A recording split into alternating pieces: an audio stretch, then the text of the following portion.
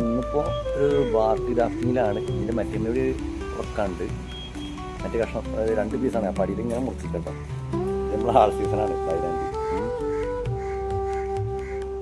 ഈ സീറ്റിലേക്ക് പണിക്ക് വന്നതാണ്.